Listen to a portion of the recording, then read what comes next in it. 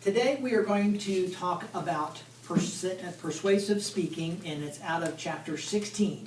This is sort of an introductory lesson to persuasive speaking, and we're going to do various things. You can see some of them on the board up here, but we're going to have a short lecture time, and then we're going to do some activities based on identifying part of the things that we talk about in our lecture. So let's get started. Let's turn on this.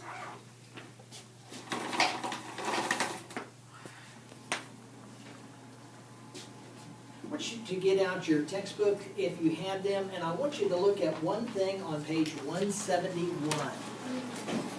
Page 171.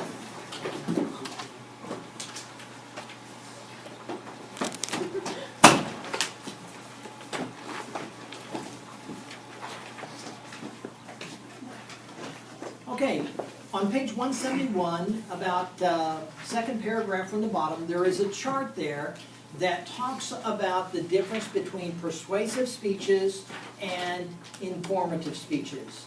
And this is really from the perspective of the central idea. One of the things that you should think about when you think about a central idea, whether it's a persuasive or an informative speech, is that a central idea is really just the speech in like 15 seconds. So if you were going to give your speech in one sentence, that's what the central idea is. Think of it just like that, just an encapsulated form of your speech.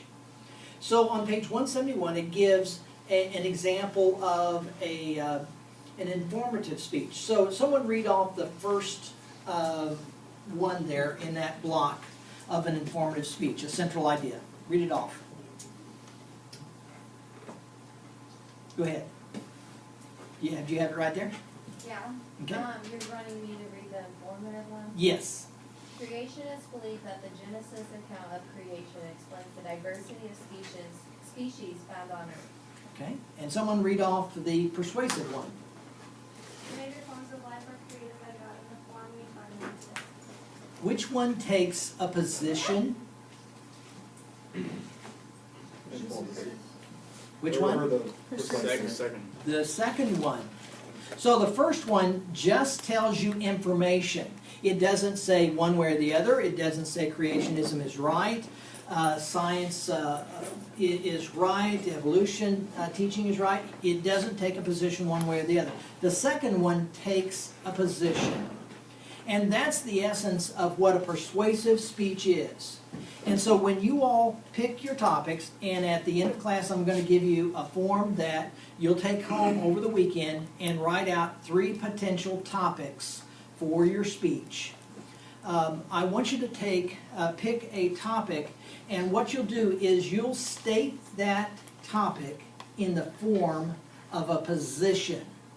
In other words, I want you to persuade us that something is true.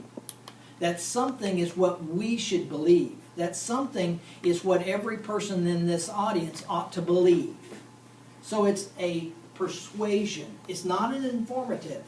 And so even in your specific purpose, in your central idea, and in your desired response, you don't use the word to inform. You use the word to persuade. So your speech for as a persuasive speech must be something that is controversial or potentially controversial. Now, don't let the word controversial throw you, because I think it's one of those words that easily does it. All it's saying is you're taking a position. So that's essentially what that is. The purpose of the speech is to convince or move your audience to a particular action. This is going to be real critical, that at the end of your speech, you need to ask the audience to do something in particular. Not in general, but in particular. So the last words of your speech ought to be something like, I challenge you to, and fill in that blank. I want you to, and it needs to be something very specific. Your speech should be something that's newsworthy or significant, but yet not a hot button topic. Not on legalizing marijuana or abortion or something like that. Choose something that's in the news, that you care about, that's significant, that you could persuade us about. And on Monday, Mrs. Kyle will give you some more guidelines as far as, well, this is sort of out of the boundaries of what we want to cover and so forth. And so as an instructor, she's ultimately the one that will say, well, let's try a different topic. And so that's why she wants you to bring 3 different topics to discuss and choose. And then last, choose a topic that the majority of the audience probably disagrees with you about. In other words, if everybody already agrees with what you're going to say, how are you going to persuade them? They already agree. So pick something that might be controversial in that standpoint, that maybe the majority of your audience may not agree with you on. Okay? So it's not controversial in the fact that, it's such a far out topic here, but it's something that you're taking a position on that the audience may not agree with you. So with your persuasive speech, there are 3 different types of position statements that you can make. In other words, these are 3 statements that you'll want to write down the information on this slide so that you can do your assignment for Monday. Because it will ask you to do one of these 3 things. Okay? So when you take a position on your topic, it will either be a statement of fact, it will be a statement of value, or a statement of policy. Value, fact, policy. So, if you take a position on something that's a value topic, what you're really saying is that I believe this is right, or I believe that is wrong. I believe this is a wise thing to do, or an unwise. Or this is something that we need to probably see as a valuable thing to do, or an unvaluable thing. So it's talking about values that we have, morality. All right, a statement of fact is just that. I'm going to try to prove something is true or something is not. Now, the reason that we have a persuasive speech is that there actually are very few things that are absolutely, certainly true. Okay? And that's why we want to take a position and persuade our audience that we feel like this is true. Okay, John F. Kennedy was killed by one person. John F. Kennedy was killed by a lone gunman on the grassy knoll instead of the building. He was killed by the CIA. He was killed by a conspiracy led by President Johnson, who wanted to take his position. All sorts of things. Okay, so you have to take a position and you have to prove whether that's true to the best of your ability or false to the best of your ability. It's not going to be an absolute certainty, but you're going to do your best to give us the reasons why or why not. A statement of policy is something that you feel strongly about a position. For instance, here in Springfield recently, they passed a law that said that you can't smoke in a restaurant or a bar. Now, I don't know how many of you are smokers, but I'm not, my wife is not. She's very allergic to smoke. If we go into some place that someone is smoking way over on the other side, she smells it, and we have to leave because she's really bothered by it. Well, and so they passed a law that said we should not have smoking in this. So someone took a position and they argued for this, that we should pass a law. And so they filled out petitions, they brought it before the city council voted on it, they had people stand up who gave speeches for it and speeches against it. And so with each speech, they were saying we should have this or we should not have this. Many of you might take a topic and you want to persuade your audience, this audience right here, that something should happen or should not.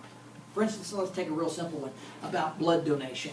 You can have a speech about blood donation that we should all donate blood. Okay? That's an easy one.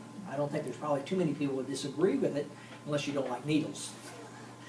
Well, and so you want to persuade your audience, and at the end you would persuade them to do a very specific thing, to make an appointment to go donate blood today. Okay? So that would be taking a position, and it's something that they should do or should not do. Okay. Could you have some of these that could be both of these? Is it possible that you could have something that you might have a topic that you could argue both ways? Sure. Okay, someone give me an example. Can you think of an example?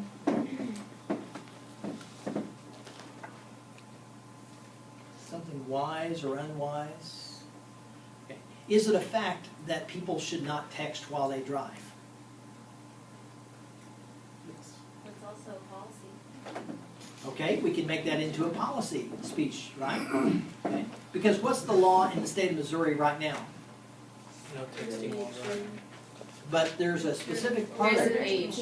There's an age. If you're over 21, you can. I can text all I want, can't I? Because I happen to be 23 years old.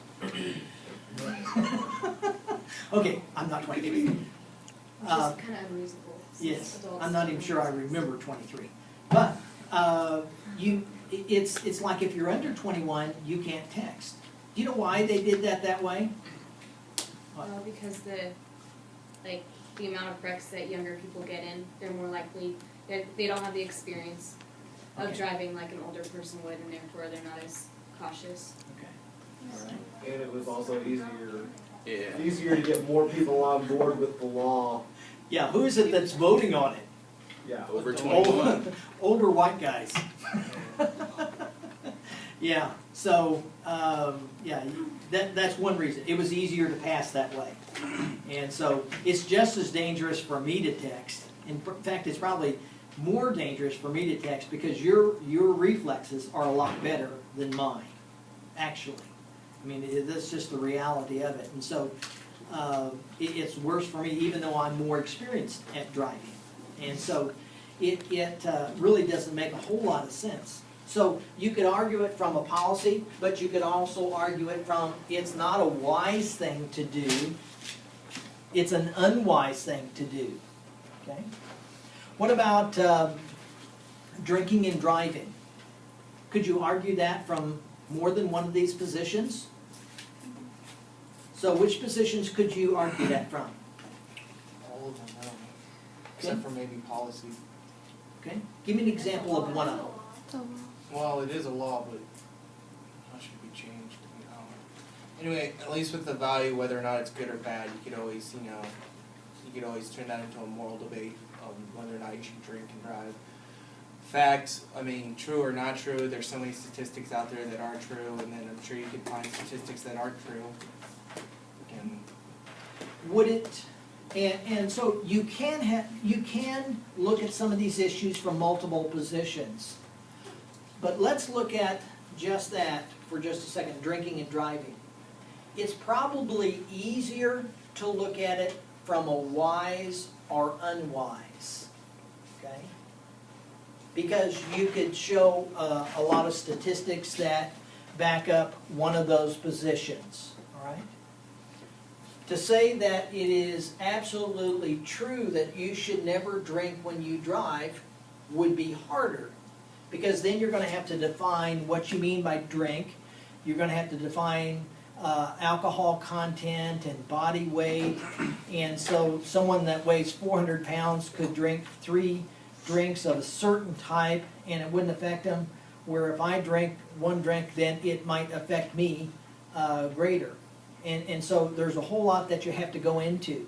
So it's a much easier thing to do because you have 6 to 8 minutes to do it, to maybe approach it from a wise or an unwise, or if you want to change a law, to approach it from a policy. Okay?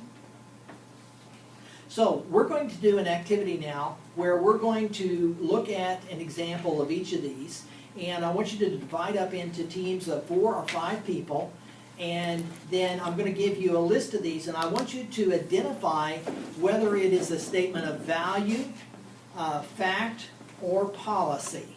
All right? And so divide up into teams of 4 or 5 real quickly.